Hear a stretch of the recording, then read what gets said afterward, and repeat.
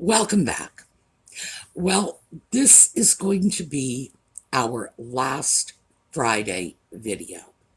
So, continuing on for the next few videos, we're going to have Saturday and Sunday. Then we're going to throw in a video on Wednesday. We're still doing book club on Thursday night. I know that's sort of a special interest thing.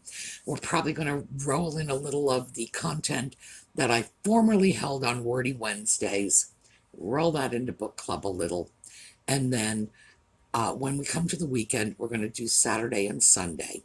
And I do want to thank you all for indulging me because I truly need this break. So I will be cutting back. And I am, as I say, I'm grateful for your indulgence. With any luck at all, once I get my house cleaned and actually get a little sleep, we may go back to an expanded video programming, but for the moment, I just need to back off a little. So, this is the final segment of a Bedford antique trip I made 2 weeks ago. And when we start off on this, we're going to start off on the second floor. So, when we come back.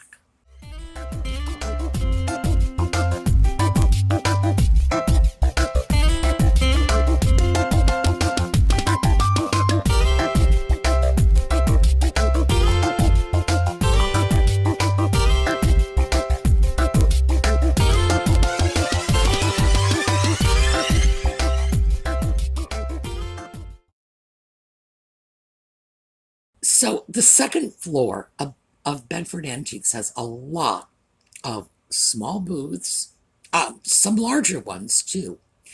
And Paul's cubbies are just everywhere in here. Every time you turn around, there's a china cabinet or a little bookcase or something that is run by Paul. So we will be seeing some of Paul's things, but we are going to take a look at some items that I got from other sellers. So first up, really nice buy from one of the little booths that I usually check in on. Every once in a while, I get something nice there. It's not all the time. I would say nine times out of 10, I go through that particular booth and walk away empty-handed. But gee, that 10th time. All right, let's take a look at what I found this time. Nice little piece of depression glass, pink. $1. Yeah, hard to go wrong with a price like that. Well, that was a very sweet little plate. And when I see nice plates, I grab them. Either they are going to be sold as is, they're going to go straight into my Etsy shop. There is a market for nice little plates. Plates that can be used as candy dishes, plates that can be used as jewelry trays. People use these plates for all kinds of purposes. I mean, I'm sure somebody out there is feeding their cat or their dog off one of the plates they got in my Etsy shop. And I'm nobody to talk because, as you know, Audie eats off fine Japanese china. And he's still drinking his water out of the dog's water bowl, which is 200-year-old Chinese porcelain. So, you think I'm going to complain about somebody who'll buy a depression glass plate to throw the cat food in it? Not on your life. I understand them. They are my spiritual kin. So a plate like that for $1, great buy. And keep in mind, that is the kind of thing you routinely find at thrift stores. So next up, this was a very interesting little piece. Unexpected, probably going to go into the Tidbit tray stash. Still, Very nice. Nice little European lusterware cup, not marked, but this iridescent lusterware is very characteristic of the pieces that are marked German, Bavarian, Austrian, sometimes Czech. Nice piece, good condition, gilding's in very nice shape. As a lone cup, it's probably going to be in the Tidbit tray box, but you never know. So, what makes me say European lusterware as opposed to Japanese? They made their porcelain differently, and I've done some videos on porcelain making. The techniques the Japanese used, the Europeans, in order to get the same kinds of pieces, used different techniques. For example, the Asians didn't use bone china, but they were exporting this terrific china because they had better quality clay and many thousands of years experience in firing it, so they could produce really hard porcelain. The Europeans added bone to their china in order to get the same degree of hardness and the same almost translucent quality to the porcelain. We've got other videos on that, but now we're just talking about the glazes. Lusterware glazes. When you get used to the different kinds of lusterware that were used in Japan and in Europe, you can see very quickly the Europeans tended to use a glaze that produced a large, largely iridescent pieces. That oil slick look, that rainbow look, if you hold it on its side. I was just thinking maybe I had a piece over here, but I don't. I did have one, but I moved it. When you hold it on its side to the light, you can just see that rainbow shimmer. That's European. Also, when the Japanese used lusterware, they tended to use it with color. White lusterware is not something you're going to see much of from Japan. Although, having said that, Noritake did some work with white lusterware, and they also managed to get that iridescent sheen to it. But you won't have any trouble identifying their pieces. Noritake is always marked. Still, if you have a chance to grab a piece of Noritake white iridescent lusterware and a piece of European lusterware and hold them next to each other, you can see it's totally different. So it's very easy to identify European lusterware pieces when they are white and iridescent like that. Nice piece. Not sure what I'm going to do with it. Tidbit tray, possibly. Who knows? But a piece like that, and that was $1. Again, no brainer. It's absolutely worth $1. So I didn't have to worry about that. So as I moved on through these booths, I came across another one of Paul's cubbies. And I found a very interesting piece. And if you will remember from last week's video, I found a really pretty piece of flow blue china. Found another one. Here we go. Same booth as our project doll. This is a very pretty little flow blue plate.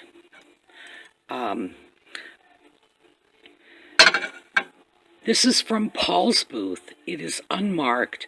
I'm bringing it down to the register and asking the price. It's probably not going to be very much. Again, Paul's booth.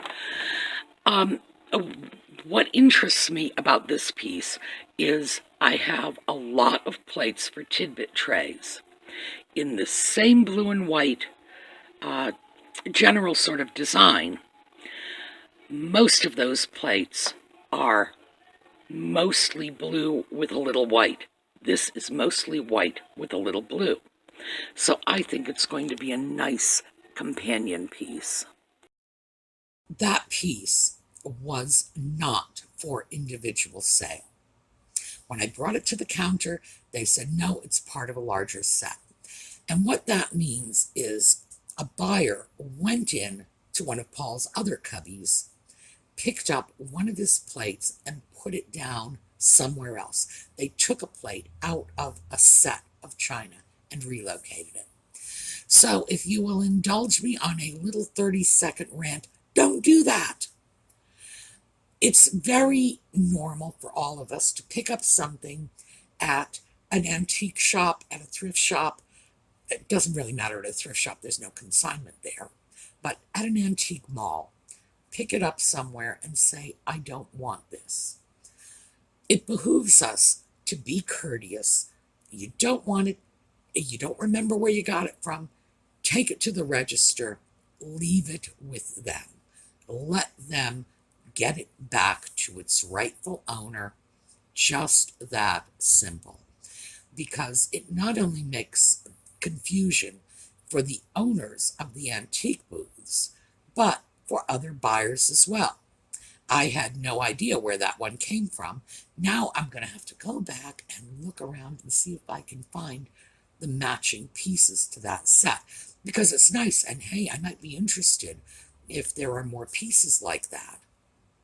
But it's just, I know sometimes the antique shops, just, it looks like it's chaos and cluttered, and Paul's does especially. But it's not. And this is how people are making their livings. So if you find something, you don't want it, just leave it in your cart or your basket or your bag or whatever you're carting around with, and hand it off to the cashiers. Just say, look, I changed my mind. I don't remember where I got it from. They will relocate it. That's their job. And I'm sure they're going to be a lot happier that you let them relocate it than they would be if you dumped it off somewhere else and then they had a cranky customer coming to them saying, but I want to buy this. So let's just try to remember that, we need to keep in mind that this is how people earn their livings. We shouldn't go in to their places of business and then just say, oh, well, I'm the customer's always right, and I'm just going to dump this off somewhere. So, courtesy always pays. So, bottom line is, I did not get that plate, but there's more like it somewhere, and I'm going to go on a hunt next time I'm at Bedford. Next up, I went into the Lutz booth again. And that's something. Let me know in the comments. Do you want to go back to Lutz? Did you like seeing all of those big furniture pieces? Because we barely scratched the surface the last couple of Lutz trips we made. There's so much stuff there, and some of it is just, whoa. I start writing a wish list when I go in there. It's like, oh, I like that. I like that. So if you want to see Lutz again, let me know in the comments. This is their little booth at Bedford. And as always, I was able to find something really interesting. So let's take a look. Very quick stop off in the Lutz booth. Turtle. Look at this turtle. $49. It's metal. Very interesting piece. You always find really interesting stuff in here. Yeah, you can always trust them to come up with something just really eye-catching, really unusual. I don't know what I would do with that turtle. But remember, I saw a flamingo at Bedford a couple of weeks ago and thought, I don't know what I'd do with that. But I'm sure there's something. I expect that in the right home, with the right kind of decorating, that would be great on a wall, maybe behind a bar, who knows. Maybe it would go into a kid's room. I don't know. But that turtle was just it was just such an interesting and different piece that I really wanted to show it to you. And of course, it's Lutz, and I have absolutely no problem going into their booth and taking a look around because it's always worth my time.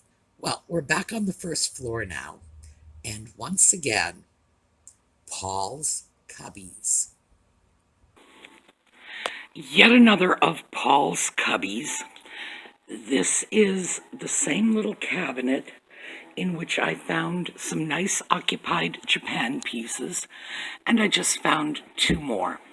This is a toothpick holder, $3, little dog.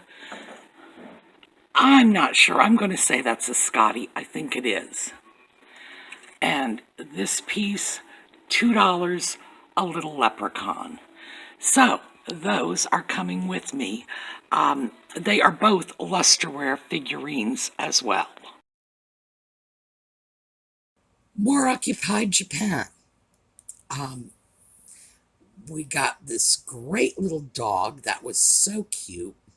And we got a little leprechaun. And between the two of them, I think it was a total of $5 that I paid. Really, you can't go wrong with prices like this.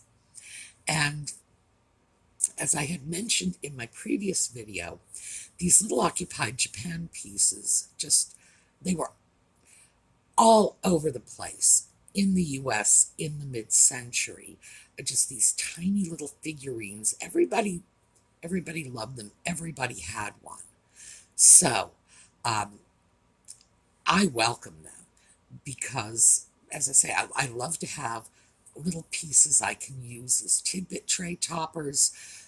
But even if I'm not going to do that, even just listing them in my Etsy shop, if I pick something up for $3, I can sell it at a very good price. Blow it out. Why not? It will bring people into your shop when you have good deals. So, the final piece did not come home with me. This is just something I thought you should see. Well, we really need to take a look at this. $79.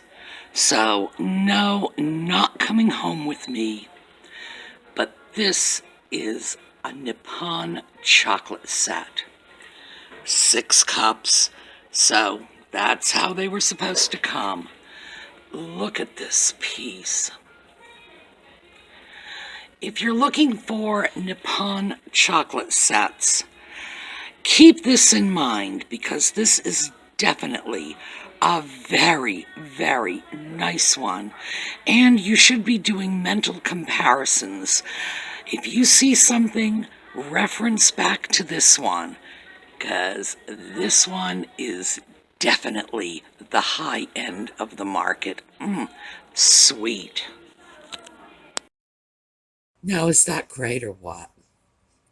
That is one of the prettiest chocolate sets I have ever seen. Now, yes, as I mentioned in a previous video, I do love Art Deco. And the Art Deco lines of that just screamed at me. But with pieces like this, a chocolate set, if you want something that will sell for more than what your competitors are selling theirs for, or if you want something that will sell quicker than your competitors, go for something unusual. And that squared off pot shape, wow, definitely unusual. Condition on that was so nice. And, it's like, the more I think about it, the more I think maybe I should just go back, not get it for resale. But I'm going to resist the temptation. I do want it.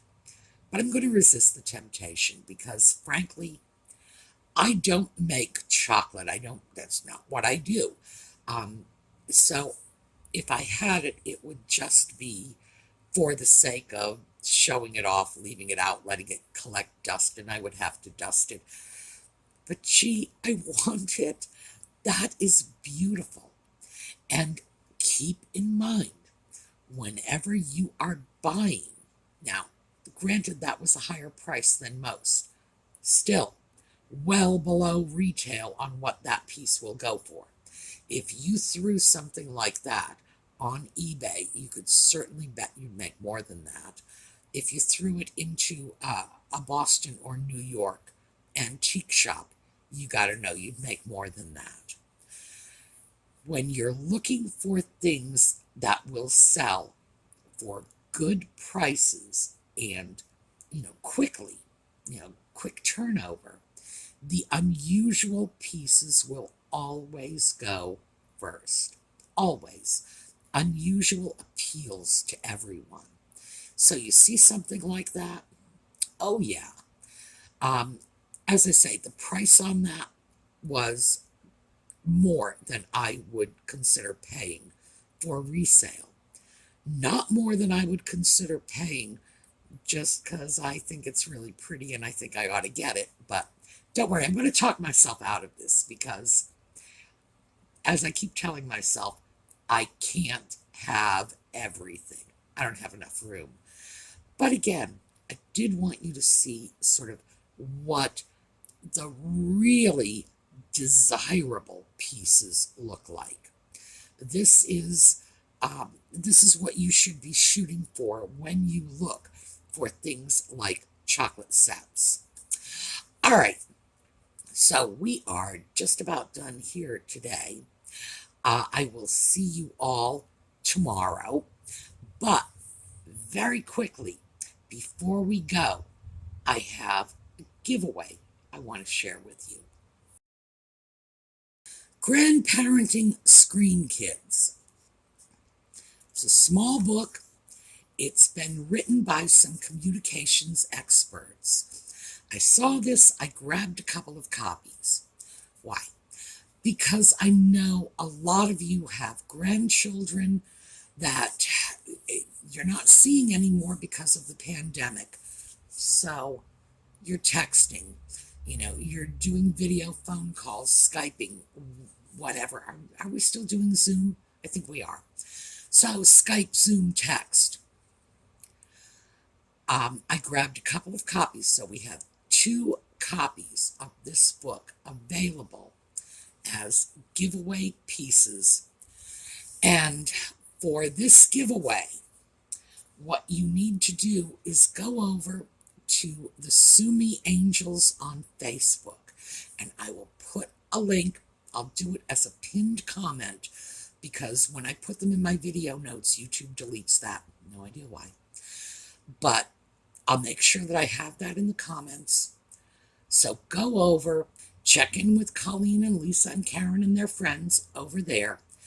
They will be able to set this up for you for the giveaway, and they'll tell you everything you need to do. We've got two copies of this book, and tomorrow I'm going to add another item to this giveaway. We're sort of celebrating my last 3-day weekend on YouTube. So tomorrow I will add another item. Sunday I will add a 4th item. I think they have 4 moderators over there, so that's good. Each one of the moderators can take responsibility for a giveaway, as long as I don't have to. So just check in, enter the giveaway, and we're going to see if we can't get you effectively in touch with the grandkids. All right, have a great day. I'm going to finish this off with some of our fun animal pictures, and I will see you all tomorrow.